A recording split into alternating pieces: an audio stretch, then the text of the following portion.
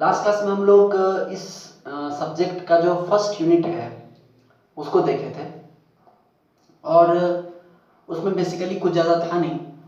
तो second unit है वो आपका ज़्यादा इम्पॉर्टेंट है, कंट्रोल सिस्टम। यहाँ से आपका स्टार्ट होता है।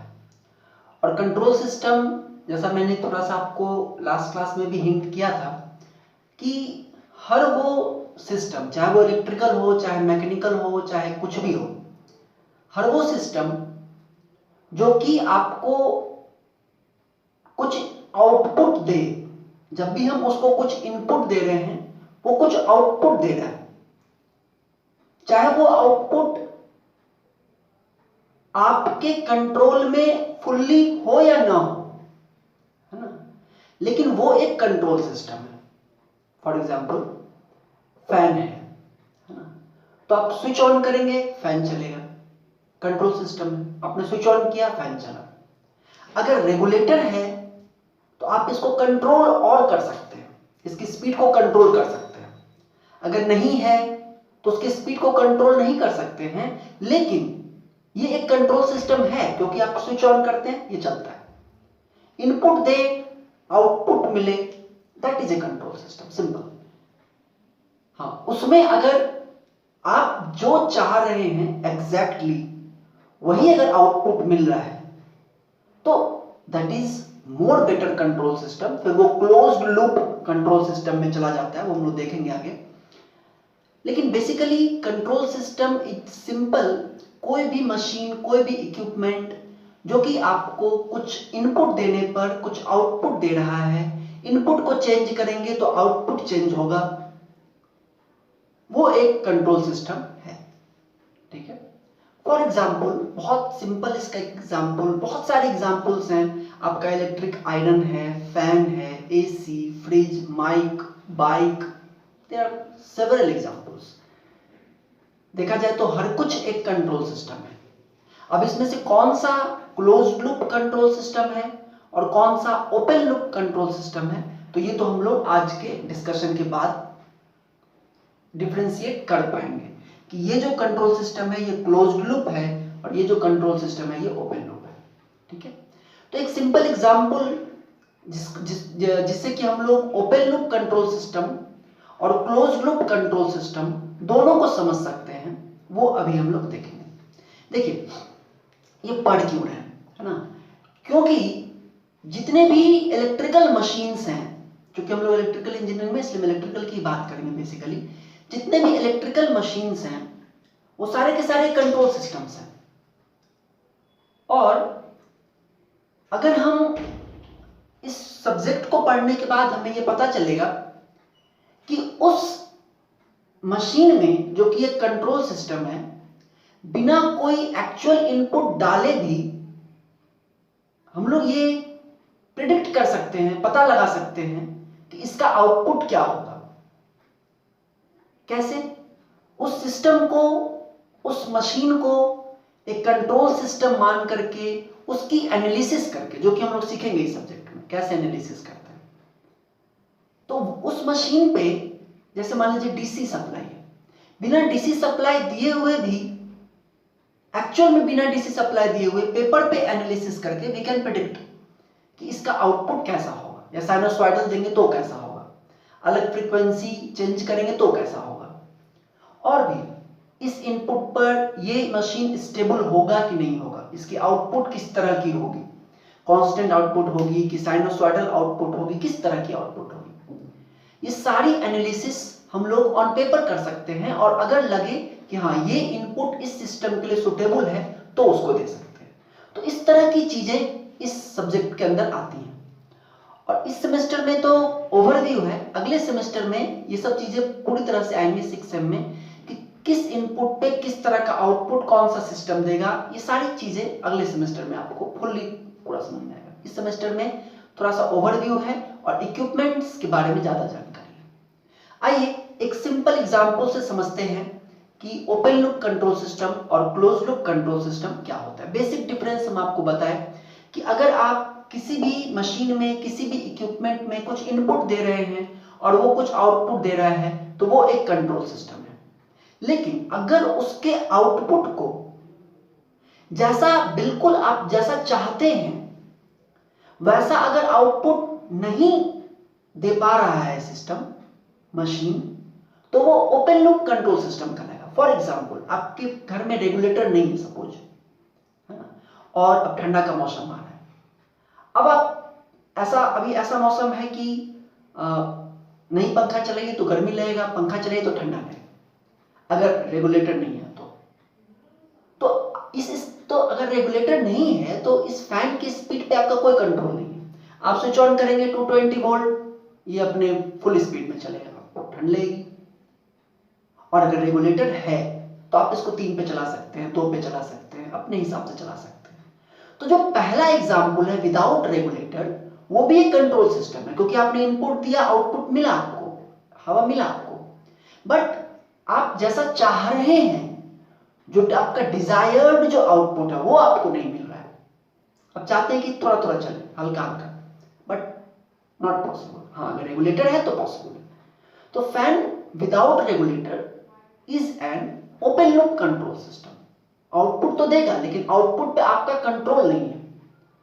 And fan with regulator is a close loop control system, क्योंकि डिजायर्ड आउटपुट आपको मिल रहा है। गर्मी है तो 5 पे चलेगी, ठंडा है तो 3 पे चलेगी। This is close loop control system. ठीक है, तो सिंपल एक और एग्जांपल ले सकते हैं। अगर आप लोग यहां पे पढ़ रहे हैं, है ना, पढ़ रहे हैं, एग्जाम दे रहे हैं, ठीक है, तो ये जो है कि आपको गार्जियन से पैसा मिल रहा है, आप पढ़ रहे हैं और फिर आप एग्जाम का कुछ रिजल्ट दे रहे हैं, ये ओपन लूप कंट्रोल सिस्टम है। और अगर इस रिजल्ट की जानकारी आपके गार्जियंस को भी जाए और फिर, है ना, मतलब, और इसकी जानकारी उनको जाए और फिर वो उस हिसाब से फिर वो डिजायर्ड आउटपुट अगर उनका होने लगे, नहीं तुमको इतना परसेंटेज लाना है ना, ये जानकारी उन तक जाए और फिर वो कहे कि नहीं ये कम है, तुमको इतना परसेंटेज लाना है, और अगर आप वो देते हैं, है ना, तो एक क्लोज लूप कंट्रोल सिस्टम हो गया। डिजायर जो उनका है 80% लाना है या 70% लाना है, और आपका जो एक्चुअल आ रहा है, सपोज उनका डिजायर है कि 80% लाना है, आपका एक्चुअल आ रहा है 60%, और ये इंफॉर्मेशन उन तक जा रहा है ना, एसबीटी मैसेज कर रहा है कि 60% आया, ठीक है, तो अब वो क्या एक्शन लेंगे आपके ऊपर, ये 80% लाओ, वो अलग चीज है। लेकिन ये जो एक कंप्लीट जो सिस्टम बन गया, जो डिजायर्ड आउटपुट है, उन्होंने आपको फोन पे प्रवचन दिया, 10 शब्द सुनाए, और उसके बाद फिर आपका परफॉर्मेंस इंप्रूव हो गया, सपोज 80% आ गया, तो डिजायर्ड आउटपुट मिल रहा है। तो अब ये जो डिजायर्ड आउटपुट है वो मिल रहा है, तो ये क्लोज लूप कंट्रोल सिस्टम है। ठीक है, तो सिंपल एक एग्जांपल लेते हैं बाइक का, जिससे कि इस चीज को हम लोग और अच्छे से समझे। सपोज बाइक है या स्कूटी है या 4 व्हीलर कुछ भी है, आप उसको एक्सेलरेटर को ट्विस्ट करेंगे, स्पीड गाड़ी की बढ़ेगी, है ना, एक्सेलरेटर कम लेंगे कम स्पीड होगा, एक्सेलरेटर ज्यादा देंगे ज्यादा स्पीड होगा। This is open loop control system. होता कैसे है, देखिए, फोर्स, आप कुछ फोर्स लगाएंगे, एक्सेलरेटर को ट्विस्ट करेंगे, यहां पे मैकेनिकल टर्म्स में फोर्स है, ये फोर्स के बदले कोई इनपुट कमांड भी हो सकता है, या कुछ इलेक्ट्रिकल या मैकेनिकल कोई सिग्नल भी हो सकता है। तो अभी अगर बाइक का बात करें तो आपने फोर्स लगाया, फोर्स लगाने से क्या होता है, जब आप एक्सेलरेटर को ट्विस्ट करते हैं तो एक्सेलरेटर का जो नीचे से जो केबल होता है काला वाला काला रंग का, वो केबल कार्बोरेटर में लगा होता है। ठीक है, टंकी और कार्बोरेटर के बीच में एक वाल्व होता है, जो आपका तेल की टंकी है और कार्बोरेटर है, उसके बीच में एक वाल्व है ना। तो जब आप एक्सेलरेटर को ट्विस्ट करते हैं तो वो वाल्व ओपन होता है, जितना ज्यादा आप ट्विस्ट करेंगे उतना ज्यादा वो वाल्व ओपन होगा और उतना ज्यादा तेल कार्बोरेटर में जाएगा, और कार्बोरेटर तेल को छानता है, उसको उसकी गंदगी को साफ करता है, उसके बाद आगे भेजता है। तो जो आपका जो फोर्स है ना, वो उस फोर्स के कारण एक्सेलरेटर एंड कार्बोरेटर में, एक्सेलरेटर आपने किया उससे कार्बोरेटर में तेल का फ्लो बढ़ा, तो ये आपने फोर्स दिया किसको, एक्सेलरेटर को, एक्सेलरेटर और कार्बोरेटर का अपना मैकेनिज्म हुआ, उससे क्या हुआ, रेट ऑफ फ्यूल फ्लो, उससे क्या होगा कि फ्यूल के फ्लो का रेट चेंज हुआ। देखिए ये जो एक जो प्रोसेस है, कि आप एक्सेलेरेटर को ट्विस्ट करते हैं तो स्पीड बढ़ती है। ये ओपन लूप कंट्रोल सिस्टम है, ठीक है, ओपन लूप कंट्रोल सिस्टम है। और इस चीज को रिप्रेजेंट करते हैं एक ब्लॉक डायग्राम के फॉर्म में। वही हम यहां दिखा रहे हैं कि इस पूरे प्रोसेस को रिप्रेजेंट करते हैं एक ब्लॉक डायग्राम के फॉर्म में, कैसे कैसे चीजें हो रही। तो आपने फोर्स दिया, फोर्स से क्या हुआ, एक्सेलेरेटर ट्विस्ट हुआ, कार्बोरेटर का वाल्व ओपन हुआ, उससे क्या हुआ, rate of fuel flow control हुआ। आप कम रखेंगे एक्सेलेरेटर को, कम तेल जाएगा, ज्यादा करेंगे तो ज्यादा तेल जाएगा। तो rate of fuel flow control हुआ। और उससे फिर क्या हुआ, इंजन वेटिंग, मतलब जो आपका इंजन है, जितना ज्यादा फ्यूल उतना ज्यादा एनर्जी प्रोड्यूस होगा, उतनी तेजी से फिर पिस्टन चलेगा, है ना। तो फिर आपको आउटपुट क्या मिलेगा, स्पीड मिलेगा, है ना। ये भी कंट्रोल्ड है। देखिए समझिए, ये पूरा प्रोसेस समझ रहे हैं। फोर्स दिए, एक्सेलेरेटर को ट्विस्ट किए, कार्बोरेटर का वाल्व ओपन हुआ, तेल का फ्लो ज्यादा बढ़ा, इंजन में ज्यादा तेल आया, ज्यादा तेजी से पिस्टन मूव किया और स्पीड आपको मिल गया। ये भी कंट्रोल्ड है। ओपन लूप कंट्रोल सिस्टम क्यों करें वो हम आपको बताएंगे, लेकिन ये भी एक कंट्रोल्ड सिस्टम है, कंट्रोल सिस्टम है, क्योंकि स्पीड जो है, जो आउटपुट पैरामीटर है स्पीड, वो आपके कंट्रोल में है। आप एक्सेलेरेटर को ज्यादा ट्विस्ट करेंगे, स्पीड ज्यादा तेज चलेगी, कम करेंगे कम चलेगी। तो ये एक है कंट्रोल सिस्टम, तो है ही ओपन लूप कंट्रोल सिस्टम है। क्यों, क्योंकि यहां पे कोई डिजायर्ड चीज नहीं आई है। मतलब यहां पे कुछ ऐसा नहीं है कि आपके मन में कोई स्पीड आप सोच के आए हैं, है ना, कि हमको इस स्पीड पे चलाना है ना। सिंपल है कि हम एक्सेलेरेटर तेज बढ़ाएंगे, गाड़ी तेज चलेगी। लेकिन अगर आप कुछ सोच के आते हैं, कुछ डिजायर करके आते हैं कि हमको बाइक को 80 किलोमीटर पर आवर पे चलाना है, या आपके दिमाग में है, आप बैठा के हैं कि आज हमको बाइक को 80 किलोमीटर पर आवर पे चलाना है या 50 किलोमीटर पर आवर पे चलाना है, ठीक है। तो तब ये चीजें कुछ चेंज होंगी, क्योंकि आप कुछ डिजायर किए हैं, है ना, कुछ डिजायर्ड है आपका। क्लोज लूप कंट्रोल सिस्टम में यही होता है, जो हमारा सिस्टम है, जो हम डिजायर कर रहे हैं, जो हमारी इच्छा है कि इस स्पीड पे चले, अगर उस स्पीड पे चल पा रहा है तो फिर वो क्लोज लूप कंट्रोल सिस्टम है। उसका जो पूरा प्रोसेस है वो एक क्लोज लूप कंट्रोल सिस्टम का है। तो उस केस में क्या होगा, आप खुद समझिए। आपने अपने दिमाग को ये इंफॉर्मेशन दिया कि हमको बाइक को 80 किलोमीटर पर आवर पे चलाना है, ठीक है। और सपोज आपकी बाइक अभी 50 किलोमीटर पर आवर पे चल रही है, एक्चुअल स्पीड आपका 50 किलोमीटर पर आवर है और आपके दिमाग में सेट है हमको 80 किलोमीटर पर आवर पे चलाना है। क्या होगा, कैसे आप अब अगर बाइक को 80 किलोमीटर पर आवर पे चलाना है तो आपको जानकारी कैसे पता चलेगी कि एक्चुअल स्पीड क्या है, स्पीडोमीटर से, है ना। स्पीडोमीटर, आप स्पीडोमीटर देखेंगे 50 किलोमीटर पर आवर, स्पीडोमीटर के थ्रू ये इंफॉर्मेशन आपके आंखों ने देखा और आपके दिमाग को बताया कि अभी स्पीड 50 किलोमीटर पर आवर, और आपके दिमाग में पहले से सेट है कि हमको 80 किलोमीटर पर आवर पर चलाना है। आप क्या करेंगे, आप एक्सेलेरेटर को ट्विस्ट करेंगे, एक्सेलेरेटर को ट्विस्ट करेंगे, फिर ये सारी चीजें होंगी। आप फोर्स बढ़ाएंगे, एक्सेलेरेटर एंड कार्बोरेटर मैकेनिज्म होगा, ये होगा, स्पीड बढ़ेगी। फिर जब स्पीड बढ़ेगी आप फिर उसको देखेंगे, स्पीडोमीटर अब कितना स्पीड है, 60। अभी भी जो आपने सोचा है 80 वो और एक्चुअल जो है 60 वो, दोनों में डिफरेंस है, अभी भी डिफरेंस है। तो अभी भी डिफरेंस है तो क्या होगा, आप और एक्सेलेरेटर को ट्विस्ट करेंगे।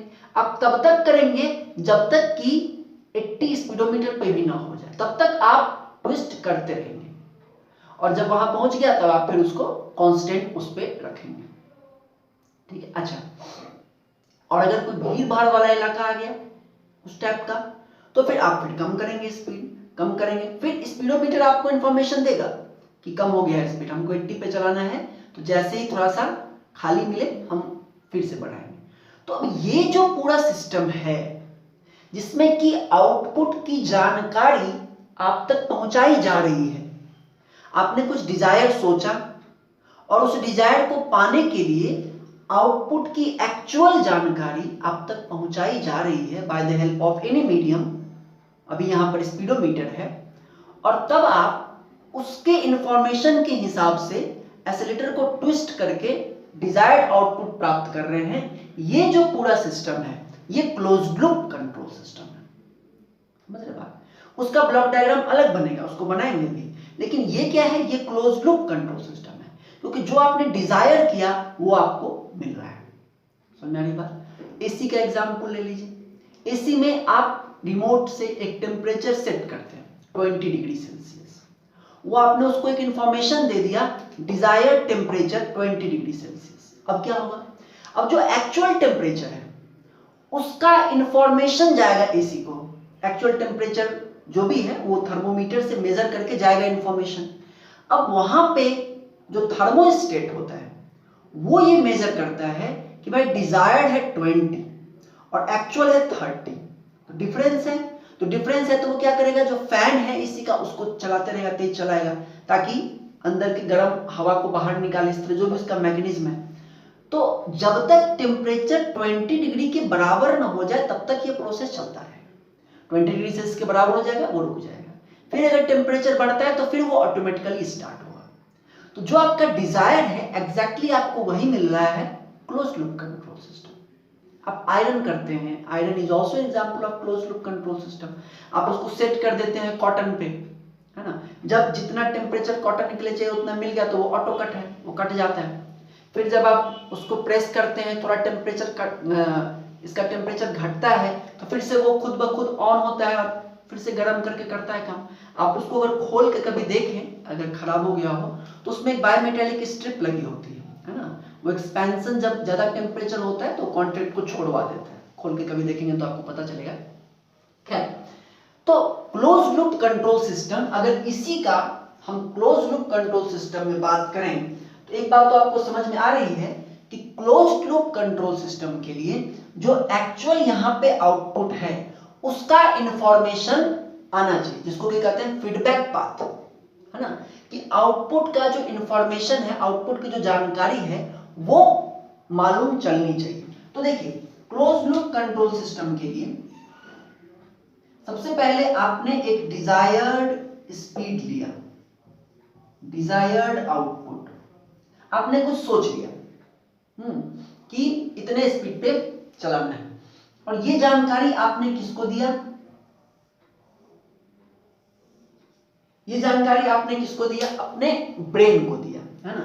तो यहां पर ये जो है ये है आपका आईज एंड ब्रेन। यहां पर इसको क्यों लिख रहे हैं हम आपको बताएंगे, आईज एंड ब्रेन। और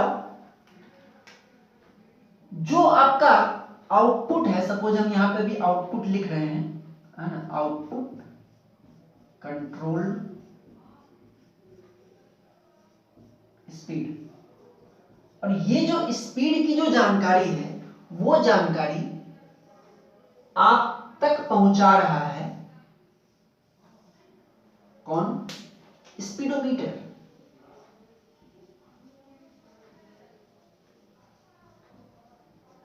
ये जानकारी आप तक कौन पहुंचा रहा है, एक्चुअल जो स्पीड है उसकी जानकारी आप तक कौन पहुंचा रहा है, स्पीडोमीटर पहुंचा रहा है। और स्पीडोमीटर की जानकारी किसको दे रहा है, ये दे रहा है इसको। ये आईज हम यहां भी लिख सकते थे बट दिस इज, ये जानकारी किसको दे रहा है, आईज आंख से हम देख रहे हैं स्पीड मीटर, स्पीडोमीटर, और एक्चुअल स्पीड की जानकारी हमारे दिमाग तक पहुंचाई जा रही है। तो एक तरफ दिमाग में डिजायर्ड आउटपुट आया जो आपने पहले से सेट कर रखा है, और दूसरा इस स्पीडोमीटर के थ्रू आपको इंफॉर्मेशन दिया जा रहा है एक्चुअल स्पीड का, कि एक्चुअली क्या स्पीड है अभी। ठीक है, अब क्या होगा, अब अगर ब्रेन को ये दिखेगा कि डिजायर्ड आउटपुट और एक्चुअल आउटपुट में डिफरेंस है, तो ब्रेन क्या करेगा कि वो एक एरर सिग्नल या कि दोनों का डिफरेंस के हिसाब से, जैसे कि आपको दिख गया कि भाई ये मेरी गाड़ी 70 पे चल रही है, 80 पे चल रहा है, तो थोड़ा सा और एक्सीलरेटर को ट्विस्ट करेंगे। और अगर आपको दिख रहा है कि नहीं अभी तो गाड़ी 30 पे चल रही है, 80 पे चला, तो आप ज्यादा ट्विस्ट करेंगे, है कि नहीं। तो डिपेंडिंग अपॉन कि डिफरेंस कितना है, इस डिफरेंस को कौन सेंस करेगा, कौन जज करेगा, ब्रेन जज करेगा, दिमाग जज करेगा। और उसके डिपेंडिंग ये क्या करेगा कि हैंड मसल्स को ऑपरेट करेगा, कि नहीं। जो आपका हैंड मसल कहिए, या अगर 4 व्हीलर है तो लेग मसल कहिए। तो ये दिमाग जो है ये जज करके कि डिफरेंस क्या है, हाथ के मसल को सिग्नल देगा कि भाई ट्विस्ट करो। ये क्या करेगा, फिर इसके बाद की सारी चीज यही है ना। ये एक फोर्स देगा, किसको, थोड़ा जगह कम है इसलिए हम छोटा छोटा लिख रहे हैं, किसको फोर्स देगा, एक्सेलरेटर एंड कार्बोरेटर, जो यहां लिखा हुआ है, एक्सेलरेटर एंड कार्बोरेटर। फिर क्या होगा, फिर वही रेट ऑफ फ्यूल फ्लो, और फिर है ना, फिर क्या होगा, फिर ये है रेट ऑफ फ्यूल फ्लो, और यहां पे इंजन व्हीकल,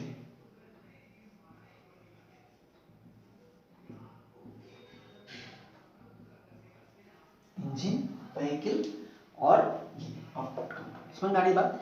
तो मेरा ये कहना है कि ये जो आप देख रहे हैं, ये जो आप देख रहे हैं ऊपर वाला, ये एक ओपन लूप कंट्रोल सिस्टम है, क्योंकि इसमें आपने कुछ डिजायर नहीं किया, ये सिंपल है, फोर्स बढ़ाएंगे स्पीड बढ़ेगा। लेकिन ये जो सिस्टम है ये पूरा एक क्लोज्ड लूप कंट्रोल सिस्टम है, इसमें आपने कुछ डिजायर किया, और डिजायर करके आपने इंफॉर्मेशन दिया ब्रेन को, दिमाग को, दिमाग ने एक्चुअल स्पीड का, जो अभी जो स्पीड है उसका फीडबैक इंफॉर्मेशन किसने दिया, स्पीडोमीटर ने, इसने इसको इंफॉर्मेशन दिया। इसने देखा कि भाई एक्चुअल क्या है और डिजायर्ड क्या है, दोनों में कितना डिफरेंस है, उस हिसाब से इसने हैंड मसल को सिग्नल दिया कि भाई इतना ऐंठो, और वहां से उसने फिर उस हिसाब से फोर्स दिया किसको, एक्सेलरेटर एंड कार्बोरेटर को। फिर वो फोर्स से वॉल्व उठा और उससे फिर उस हिसाब से चला, फिर कंटिन्यूअसली ये आते रहेगा, है ना, कंटिन्यूअसली ये जो फीडबैक है ये आते रहेगा इसको, और उस हिसाब से चीजें चलेंगी। अगर दोनों स्पीड सेम हो गया तब फिर जहां पर है वहीं पे रुक जाना है, जीरो नहीं। ये कंफ्यूजन होता है जब देखिए, जब ये स्पीड और ये स्पीड दोनों सेम हो गया, 80 सोचा था 80 आ गया, तो क्या एक्सीलरेटर को फिर जीरो कर देंगे, नहीं, जहां पर है वहीं पे कांस्टेंट रह जाएगा ताकि उसी स्पीड पे चले।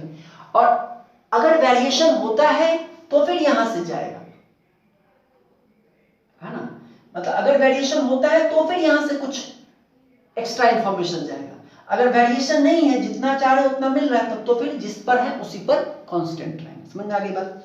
तो ये जो आप देखें, ये जो है ये एक क्लोज्ड लूप कंट्रोल सिस्टम का ब्लॉक डायग्राम रिप्रेजेंटेशन है, क्लोज्ड लूप कंट्रोल सिस्टम का ब्लॉक डायग्राम रिप्रेजेंटेशन है, ठीक है।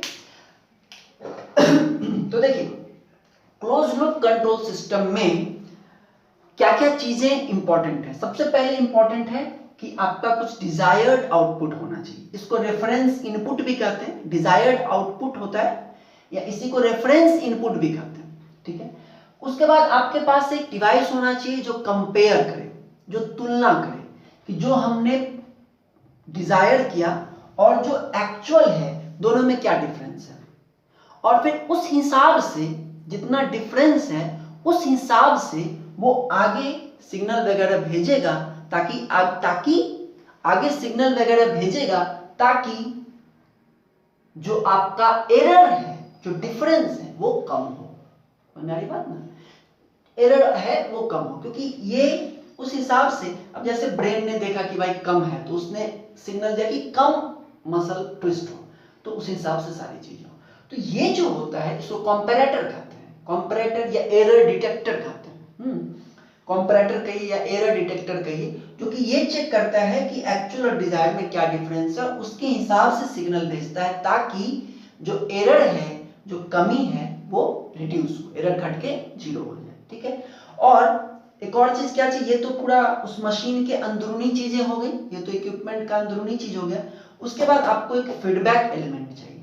ये स्पीडोमीटर यहाँ पर किस तरह से काम कर रहा है, फीडबैक एलिमेंट के रूप में काम कर रहा है। फीडबैक मतलब जो एक्चुअल आउटपुट का इंफॉर्मेशन दे किसको, कंपैरेटर को। तो ये क्या है, फीडबैक एलिमेंट है ना, फीडबैक एलिमेंट है, this acts as a feedback element, ठीक है। तो मेनली जो एक क्लोज लूप कंट्रोल सिस्टम को जरूरत होती है वो होता है एक इनपुट या डिजायर्ड आउटपुट, एक कंपैरेटर या एरर डिटेक्टर भी जिसको कहते हैं, जो प्लांट है वो तो है ही, और एक फीडबैक एलिमेंट।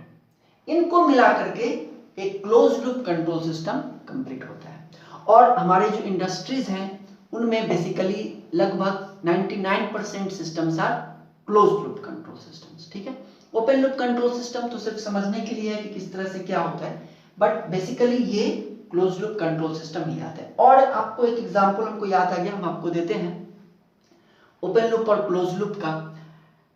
ट्रैफिक लाइट है ना, अगर मान लीजिए कि एक चौराहा है, और अगर आप पटना में भी है ये सिस्टम कि एक तरफ रेड लाइट जलता है, साथ में टाइमिंग भी रहती है ना, इतने देर तक आपको रुकना है, तो फिर दूसरे किसी तरफ ग्रीन लाइट रहता है, वहां का गाड़ी चलता रहता है। अगर बिना ये देखे कि किस तरफ भीड़ ज्यादा है, किस तरफ भीड़ कम है, अगर हम हर तरफ 2-2 मिनट का टाइम सेट कर दें कि अब इस तरफ रेड लाइट है तो 2 मिनट रहेगा, ठीक है, फिर इस तरफ अब इधर ग्रीन होगा तो उस तरफ फिर ईस्ट में फिर मान लीजिए कि 2 मिनट रहेगा। अगर बिना ये देखे कि किस तरफ भीड़ ज्यादा है, अब हो सकता है, ऐसा हो सकता है कि किसी तरफ, अब रेलवे स्टेशन के बगल कोई साइड हो तो हो सकता है हैवी ट्रैफिक हो जाए उस तरफ, तो हो सकता है कि 2 मिनट में कहीं पर 2 मिनट कहीं को रोक रहे हैं तो वहां 1 किलोमीटर लंबी लाइन लग जा रही है, और 2 मिनट कहीं और किसी और डायरेक्शन में रोक रहे हैं तो वहां बहुत कम ही भीड़ हो पा रही है। तो बिना इस ट्रैफिक के फ्रीक्वेंसी को देखते हुए, ट्रैफिक के इसको देखते हुए अगर 2-2 मिनट सब जगह का दे दिया जाए तो ये है ओपन लूप कंट्रोल सिस्टम। क्या कुछ नहीं, आप देख नहीं रहे है ना, आप सब जगह 2-2 मिनट का टाइमिंग दे रहे हैं। और अगर हम ऐसे सिस्टम्स आ चुके हैं, अगर हम ये देख रहे हैं कि किस तरफ ट्रैफिक ज्यादा है, जैसे जिस तरफ ट्रैफिक बहुत ज्यादा है तो वहां पर हम ज्यादा देर के लिए नहीं रोकेंगे, क्योंकि ज्यादा देर के लिए रोकेंगे वहां और भीड़ बढ़ जाएगी, वहां 1 मिनट के लिए रोकेंगे, ठीक है। जिस तरफ कम है वहां थोड़ा 2 मिनट भी रख सकते हैं, लेकिन जिस तरफ ज्यादा है वहां पर कम देर के लिए रोकें। अगर इस तरह से किया जाए, भीड़ के इंफॉर्मेशन को फीडबैक लाया जाए कि भीड़ कितनी जमा है, उसका इंफॉर्मेशन आए और उस हिसाब से आउटपुट हो, तो फिर ये बन जाता है क्लोज्ड लूप कंट्रोल सिस्टम। तो आप अपने अगल बगल में इस तरह के सिस्टम्स को देख सकते हैं, पहचान सकते हैं कि कौन सा क्लोज्ड लूप होगा और कौन सा ओपन लूप होगा। मिक्सर एंड ग्राइंडर जो आता है वो एक ओपन लूप है, आप ऑन कीजिए वो अपने स्पीड पे चलेगा, है ना, हालांकि कंट्रोल वाले भी आ गए। खैर, तो ये तो मैंने एक एग्जांपल से आपको दिखाया। अब हम एक फिगर बनाते हैं जनरल, एक ऐसा फिगर जो कि किसी भी क्लोज्ड लूप कंट्रोल सिस्टम के लिए वैलिड होगा, है ना। अब अलग अलग सिस्टम्स के लिए, जैसे यहाँ पर एक्सेलेरेटर एंड कार्बोरेटर है, तो किसी में हीटिंग एलिमेंट हो सकता है, किसी में ट्रैफिक लाइट सेंसर हो सकता है, कुछ कुछ हो सकता है, लेकिन एक बेसिक, एक कॉमन ब्लॉक डायग्राम जो कि किसी भी क्लोज्ड लूप कंट्रोल सिस्टम के लिए एप्लीकेबल है, उसको बनाते हैं। तो ये जो आप देख रहे हैं ये एक बेसिक ब्लॉक डायग्राम है क्लोज्ड लूप कंट्रोल सिस्टम का, ठीक है। इसमें जैसे आप यहां देखें तो यहां पर क्या है, डिजायर्ड आउटपुट और रेफरेंस इनपुट।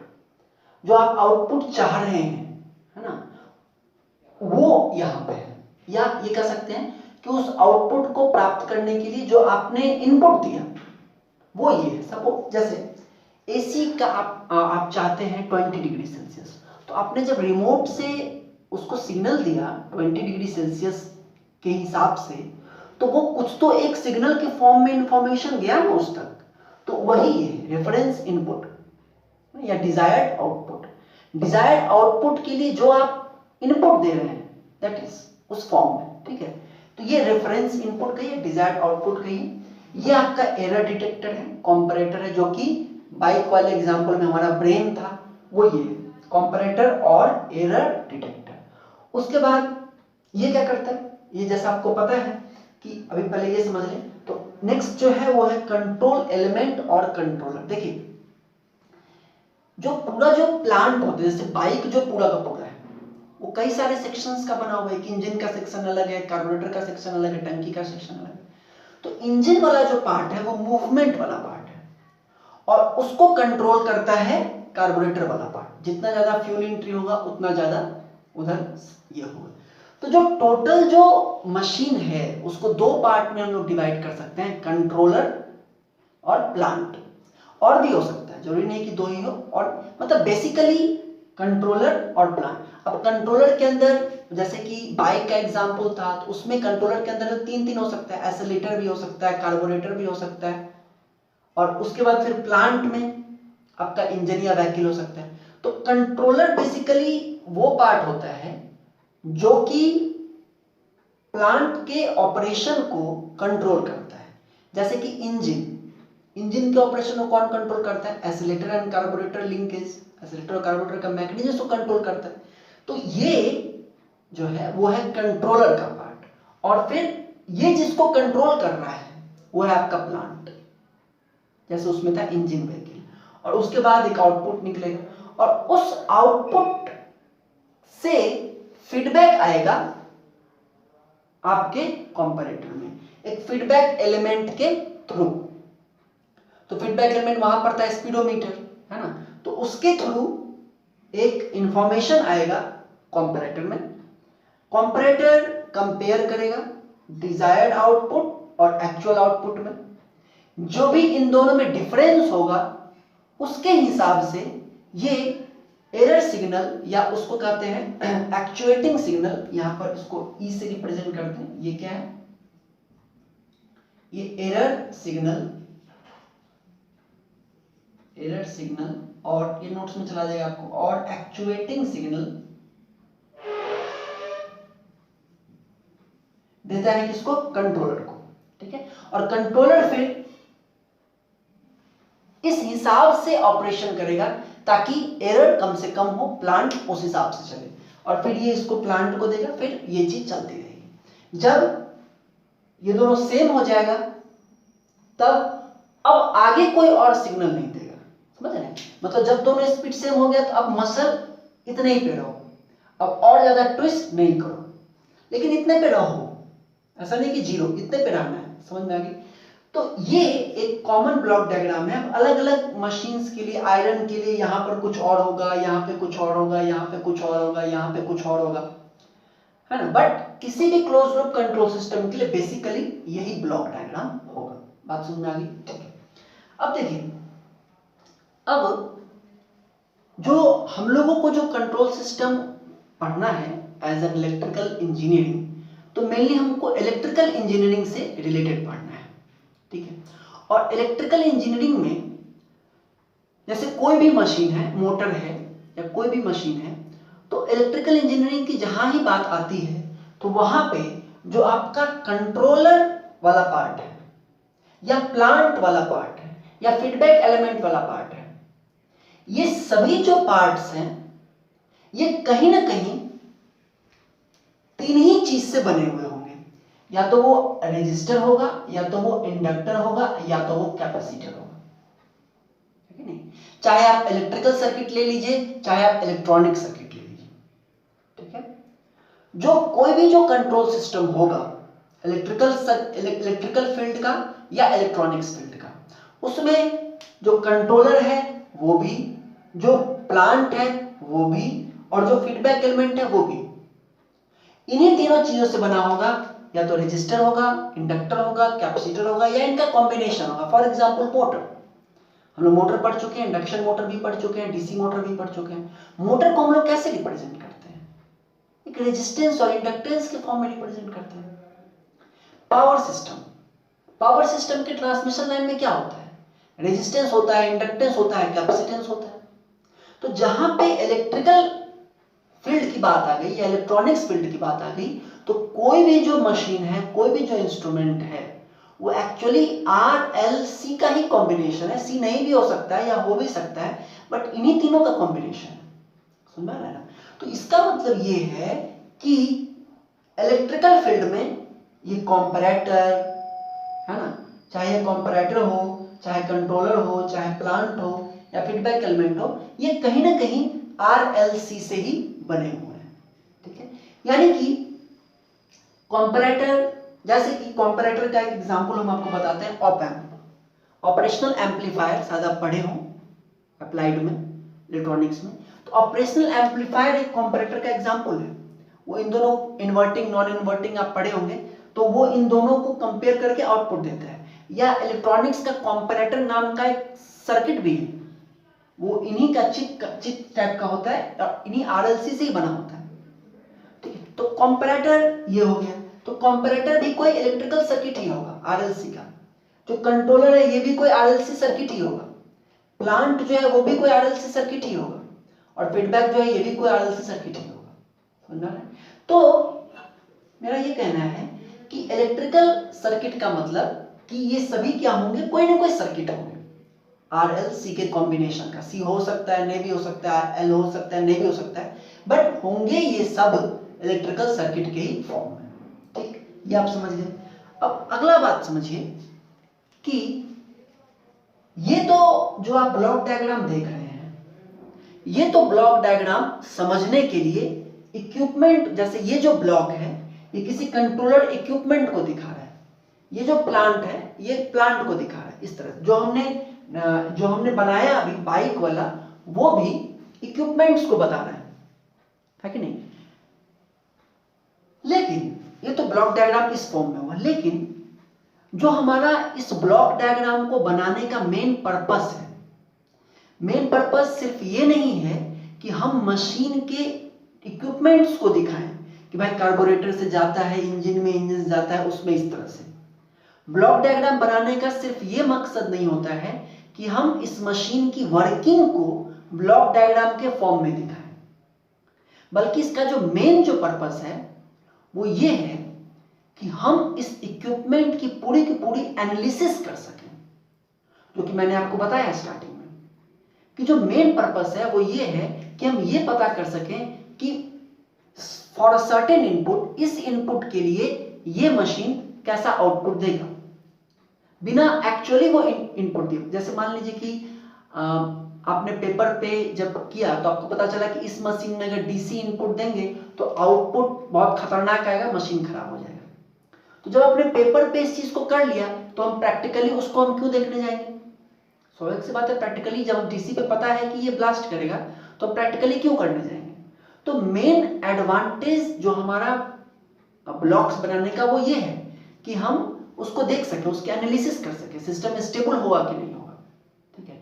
उसके लिए, उस एडवांटेज को पाने के लिए, ध्यान से समझिएगा, उस एडवांटेज को पाने के लिए मतलब कि हम सिस्टम की एनालिसिस कर सकें, उसको पाने के लिए ये जो ब्लॉक्स आप देख रहे हैं, कंट्रोलर, प्लांट, फीडबैक एलिमेंट, इन उस एनालिसिस को पाने के लिए जो ब्लॉक डायग्राम हम बनाते हैं उसमें एक्चुअल एलिमेंट्स नहीं रहता है, बल्कि उन एलिमेंट्स का ट्रांसफर फंक्शन रहता है।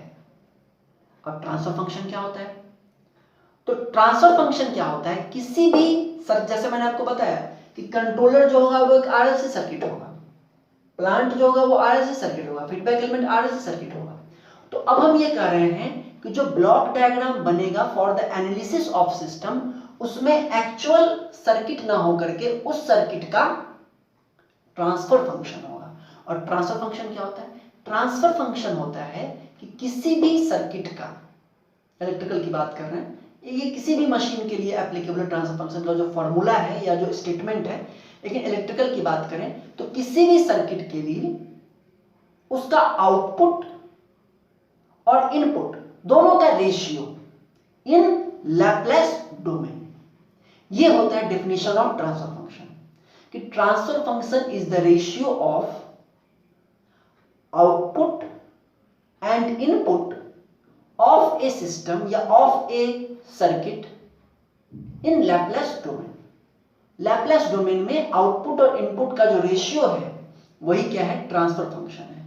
तो बात यह है, अभी इसको देखेंगे, लेकिन बात यह है कि हमको जो ब्लॉक डायग्राम पढ़ना है आगे पूरे का पूरा इस सेमेस्टर में और फिर अगले सेमेस्टर में, तो उसमें आप जगह जगह जो चीजें आप देखेंगे ब्लॉक डायग्राम में, तो इसलिए हम आपको अभी बता रहे हैं कि जो भी आप चीज ब्लॉक डायग्राम में देखेंगे, कंट्रोलर के रूप में, चाहे प्लांट के रूप में, चाहे फीडबैक एलिमेंट के रूप में, वो एक्चुअल एलिमेंट नहीं है। कंट्रोलर यहां पर है लिखा हुआ, तो इसका मतलब ये नहीं कि वो एक्चुअल में कंट्रोलर का है ना सर्किट, वो कंट्रोलर का जो सर्किट है उसका वो ट्रांसफर फंक्शन है। फॉर एग्जांपल अगर मान लीजिए एक कंट्रोलर सर्किट कुछ इस तरह का है, अभी इसको हम लोग देखेंगे, ये एक कंट्रोलर का सर्किट है, ठीक है ना, आरएलसी सर्किट है, ये कंट्रोलर है आरएलसी, और इधर से इसका इनपुट जाता है और यहाँ पे इसका आउटपुट है, ये एक कंट्रोलर सर्किट है, ठीक है। तो ब्लॉक डायग्राम में ये सर्किट नहीं रहेगा, ब्लॉक डायग्राम में ये सर्किट नहीं रहेगा, इस सर्किट का ट्रांसफर फंक्शन रहेगा। और इसका ट्रांसफर फंक्शन क्या होगा, अगर ये VIT VOT टाइम डोमेन में है तो इसका ट्रांसफर फंक्शन होगा V output S by V input S। तो यहां पे जो होगा, यहां पे ब्लॉक डायग्राम में यहां पर जो होगा वो ये होगा, ये वैल्यू होगी V output S by V input S होगा, ये सर्किट नहीं होगा। V output S by V input S की जो भी वैल्यू होगी, सपोज अगर 1/s आता है तो यहां पर हम लोग क्या लिखेंगे 1/s, ना कि ये सर्किट। बात समझ आ गई? उसी तरह से प्लांट का, उसी तरह से फीडबैक एलिमेंट का। तो ब्लॉक डायग्राम में जो हर एक जो एलिमेंट होता है वो एक्चुअली में वहां पर एक्चुअल मशीन में जो सर्किट होगा उसका ट्रांसफर फंक्शन होता है, ठीक। चलिए अब हम लोग जरा ट्रांसफर फंक्शन का डिफिनीशन तो आप समझ गए, लेकिन अब जैसे ये है ना, तो अब इसका ट्रांसफर फंक्शन क्या होगा, ठीक है, तो उसको जरा देख लेते हैं तुरंत। देखिए जैसे कि अगर जो हमारा कंट्रोलर वाला पार्ट है, एक्चुअल मशीन में जो कंट्रोलर है, अगर वो ये सर्किट है RL सीरीज में और उसके साथ C पैरेलल में, जैसे पावर सिस्टम का होता है ट्रांसमिशन लाइन का, और इधर से ये इनपुट इधर से जाता है, और कैपेसिटर के क्रॉस जो वोल्टेज है वो अगर आउटपुट वोल्टेज होता है, ये इनपुट है और कैपेसिटर के क्रॉस जो वोल्टेज है वो अगर आउटपुट वोल्टेज है, तो हमको जब ब्लॉक डायग्राम बनाना है तो हमको ब्लॉक डायग्राम में इस सर्किट के ट्रांसफर फंक्शन को लिखना है कंट्रोलर की जगह, है ना। तो वो जो होगा वो क्या होगा, ट्रांसफर फंक्शन क्या होता है, output by input in Laplace domain. तो उसके लिए कई सारी टेक्निक्स हैं, कई सारे मेथड्स हैं, हम लोग पढ़े भी थे फोर्थ से में, थोड़ा दिन जो क्लास चला था उसमें, कि कैसे करेंगे। तो अगर आप इसमें KVL लगाएं IT करंट मान के, तो हो जाएगा RIT प्लस इसका वोल्टेज होगा LDI/dt प्लस इसका वोल्टेज होगा 1/c integration IT dt equal to VIT, और इसके क्रॉस जो वोल्टेज है वही V आउटपुट T है, तो इसके क्रॉस वोल्टेज कितना होगा 1/c integration IT dt equal to V output T। अब चूंकि हमको ट्रांसफर फंक्शन निकालना है जो कि होता है output by input in Laplace domain, तो अगर हम पहले वाले इक्वेशन का लैप्लास लें तो क्या होगा, IT IS में कन्वर्ट हो जाएगा, ये डिफरेंशिएशन का कितना हो जाएगा SIS minus I0 plus. I0 plus क्या होता है, इनिशियल कंडीशन होता है, हम लोग पढ़े थे लैप्लास में। इनिशियल कंडीशन मतलब कि अगर इस इंडक्टर में पहले से कोई चार्ज वगैरह स्टोर हो तो वो यहां पर आएगा, उसके हिसाब से करंट आएगा। लेकिन हम आपको एक चीज बताना चाहेंगे कि आपको जो कंट्रोल सिस्टम पढ़ना है आपके सेमेस्टर में या इवन बीटेक में भी जो पढ़ना है वो है linear control system. Linear control system का मतलब ये हुआ कि इसमें इनिशियल कंडीशंस को हम लोग जीरो मानते हैं। मतलब हम लोग ये मानते हैं कि इंडक्टर में शुरू से कोई भी एनर्जी स्टोर नहीं थी, कैपेसिटर में पहले से कोई भी चार्ज स्टोर नहीं था, कुछ भी नहीं था, बिल्कुल फ्रेश है। समझ आ रही है? तो लीनियर कंट्रोल सिस्टम जो हम लोग पढ़ रहे हैं उसमें इनिशियल कंडीशंस को जीरो मानेंगे। मतलब no energy previously stored in inductor, no charge previously stored on capacitor. तो यहाँ पे जो I0 प्लस है ये इनिशियल कंडीशन के कारण, अगर इनिशियल कंडीशन है तो यहाँ पर कुछ वैल्यू आएगा, नहीं है तो जीरो हो जाएगा। तो यहाँ पर ये भी जीरो हो जाएगा और ये भी जीरो हो जाएगा, क्योंकि ना तो इंडक्टर में इनिशियली कुछ होगा और ना कैपेसिटर में इनिशियली कुछ होगा। एमटेक वगैरह में नॉन लीनियर पढ़ना होगा, तो अभी इसमें नहीं है, ठीक है। तो यहाँ पर सीधे हो जाएगा आपको RIS plus SLIS plus IS by CS equal to V input S, ये आ जाएगा इक्वेशन नंबर 3। अब अगर हम सेकेंड इक्वेशन का भी लैप्लास लें, taking Laplace transform of equation 2, इसका, तो ये हो जाएगा आई, ऐसे लिखेंगे 1/c is/cs, sorry is/s plus I0 plus by s equal to V output s. Now since initial conditions are 0, क्यों? क्योंकि ये जो है लीनियर कंट्रोल सिस्टम है, initial conditions are 0, therefore is/cs equal to V output s. Since initial conditions are 0, I output 0 plus equal to 0. ये आप समझ रहे हैं, आप कुछ कंफ्यूजन में होंगे, बट जस्ट टेक इट, क्योंकि इसके डीप में जाना है नहीं हमको अभी, कि इनिशियल कंडीशन 0 है, इसलिए आप, क्योंकि लीनियर कंट्रोल सिस्टम है, इसलिए इनिशियल कंडीशंस को 0 मान के चलेंगे। अब ये जो इक्वेशन आ गया, ये हो गया इक्वेशन नंबर 4। अब यहां से आप अगर V output s by V input s करें तो ये हो जाएगा is/cs डिवाइडेड बाय, हाँ यहां से अगर आप is कॉमन ले लें तो क्या आ जाएगा, यहां से अगर is कॉमन ले तो हो जाएगा r plus sl plus 1/cs, ये ब्रैकेट में क्यों है, ठीक है, ये आ जाएगा, ठीक है, तो is कट जाएगा। तो अगर आप देखेंगे तो V output s by V input s ये हो जाएगा, है ना, देखिए ये 1/cs है और ये RCS plus s²LC plus 1/cs, तो ये कट जाएगा, तो ये जाएगा 1/RCS², सॉरी RCS आप करके देख सकते हैं अच्छे से, RCS प्लस s²LC प्लस 1, ये आएगा। तो जो ब्लॉक डायग्राम में कंट्रोल, अच्छा इसको बनाने का और भी तरीका है, ये तो बड़ा लेंथी तरीका है। दूसरा है कि पूरे को आप लैप्लास में कन्वर्ट कर लीजिए, R हो जाएगा, ये क्या हो जाएगा SL हो जाएगा, ये क्या हो जाएगा 1/CS हो जाएगा।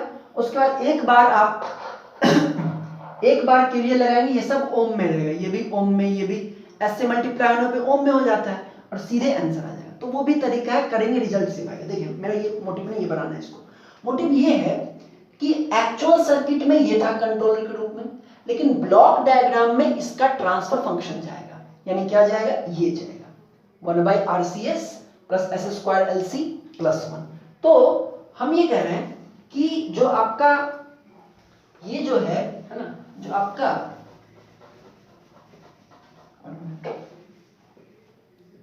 तो जो ये जो अभी था, इसको हम लोग ऐसे लिख सकते हैं कि ये जो कंट्रोलर था,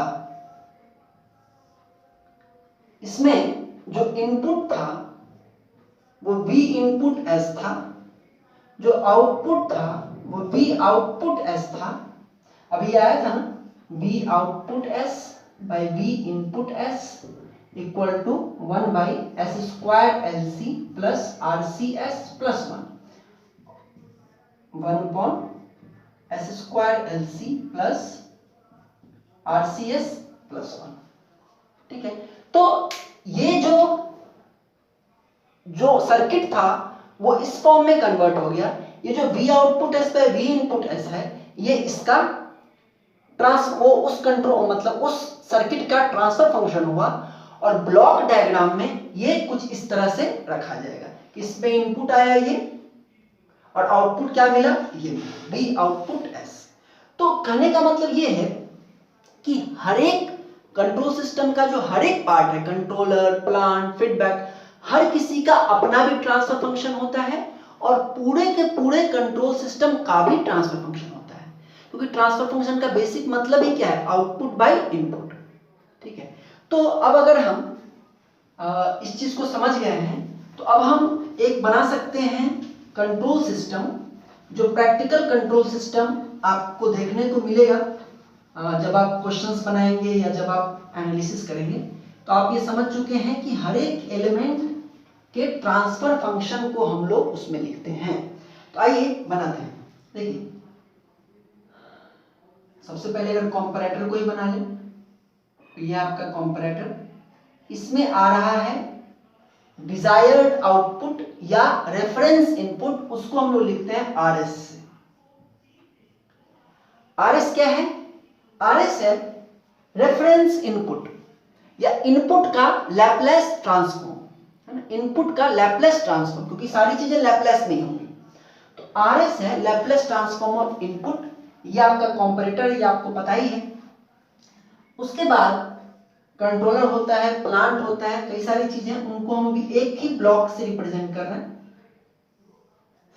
अब ये समझ लीजिए कंट्रोलर ही है, उस दोनों को कंबाइन कर लिए, कैसे कंबाइन करते हैं वो देखेंगे, लेकिन उनको कंबाइन करके हम एक में बदल रहे हैं। और ये जो है सपोज कंट्रोलर है और यहां पे हम उस कंट्रोलर का ट्रांसफर फंक्शन लिखेंगे, कंट्रोलर का ट्रांसफर फंक्शन लिखेंगे, है ना। और उसको जैसे अभी हमने देखा था, अब अगर मान लीजिए अगर कोई इस तरह का कोई है, इधर आरएस है और ये सपोज कोई ट्रांसफर फंक्शन है किसी का जीएस और ये सीएस, है ना, तो इसको किस तरह से लिखा जा सकता है? इसको हम लिख सकते हैं ऐसे, CS by RS equal to GS, होगा ना, output by input equal to this. तो इस तरह का अगर सिंपल सर्किट है ना, जैसा हमने देखा भी था सिंपल सर्किट कि ये इनपुट है, ये कंट्रोलर है और ये आउटपुट है, तो वैसा सर्किट क्या होता है? ओपन लूप कंट्रोल सिस्टम, जिसमें कोई फीडबैक नहीं है। तो ये जो आपको जीएस आया सिंपल, एक या दो ब्लॉक इस तरह से, कोई फीडबैक नहीं, कोई फीडबैक नहीं है, तो वो एक ओपन लूप कंट्रोल सिस्टम है। और ओपन लूप कंट्रोल सिस्टम का जो ट्रांसफर फंक्शन होता है वो कहलाता है ओपन लूप ट्रांसफर फंक्शन। तो ये जो जीएस है ये ओपन लूप ट्रांसफर फंक्शन है कि नहीं। अब यहां पर हम उस कंट्रोलर को जीएस लिखते हैं, जीएस से रिप्रेजेंट करते हैं कंट्रोलर के ट्रांसफर फंक्शन को, ठीक है। उसके बाद जो आउटपुट होता है उसको सीएस से रिप्रेजेंट करते हैं। उसके बाद एक टेक ऑफ पॉइंट, और फिर जो फीडबैक एलिमेंट होता है उसको रिप्रेजेंट करते हैं एचएस से। फीडबैक एलिमेंट नहीं, फीडबैक एलिमेंट का जो ट्रांसफर फंक्शन होता है, एचएस क्या है? फीडबैक एलिमेंट का जो सर्किट होगा उसका ट्रांसफर फंक्शन है, उसको रिप्रेजेंट करते हैं एचएस से।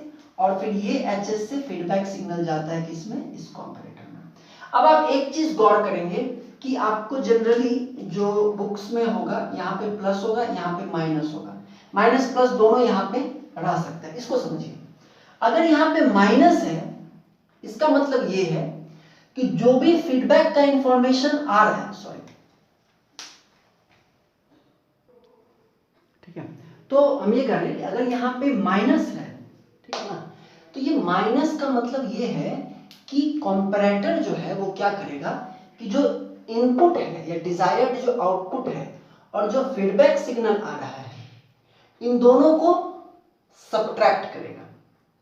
और सब्ट्रैक्ट करके मतलब डिफरेंस, दोनों के डिफरेंस को देख करके तब उस हिसाब से सिग्नल देगा किसको? कंट्रोलर को। अगर यहाँ माइनस, इसको माइनस अगर है तो इसको कहते हैं negative feedback. Negative feedback, feedback जो भी आ रहा है, फीडबैक ठीक है वही है, फीडबैक जो भी आ रहा है, तो अगर यहाँ पे निगेटिव साइन है तो इसका मतलब है कि ये निगेटिव फीडबैक है। कंपैरेटर इसके और इसके डिफरेंस के हिसाब से सिग्नल भेजेगा कंट्रोलर को। और अगर यहाँ प्लस है तो इसका मतलब ये कंपैरेटर नहीं, ये एडर है ना, ये एडर सर्किट है। ये क्या करेगा कि फीडबैक सिग्नल और इनपुट सिग्नल दोनों को ऐड करके भेजेगा किसको? कंट्रोलर को। तो वो हम लोग पढ़ेंगे आगे, निगेटिव और पॉजिटिव फीडबैक क्या बेनिफिट और क्या डिमेरिट है। लेकिन हम आपको बता दें कि 99% of the systems present in industries are of negative feedback type. Negative feedback type के ही होते हैं, इसलिए 99% क्वेश्चंस में आपको नेगेटिव फीडबैक ही मिलेगा। हालांकि क्वेश्चन वाइज कोई दिक्कत नहीं, सब बन जाए। खैर हम यहाँ पे भी नेगेटिव लेके चल रहे हैं। अब देखिए, तो ये है आपको रिप्रेजेंटेशन। जीएस आपको पता चल गया, एचएस पता चल गया, ये कंपैरेटर है आपको पता है। अब यहाँ पर ये, अब देखिए जैसे ये सीएस है और एचएस। अब एचएस जो होगा वो क्या होगा? एचएस क्या है? एचएस एक कंट्रोल, एक ट्रांसफर फंक्शन है, फीडबैक सर्किट का ट्रांसफर फंक्शन है एचएस, है ना। तो यहां CS आया इनपुट, HS, ये जो HS है आप यहां देख रहे हैं, इस HS में इनपुट क्या है CS, और इसका जो आउटपुट होता है उसको कहते हैं BS।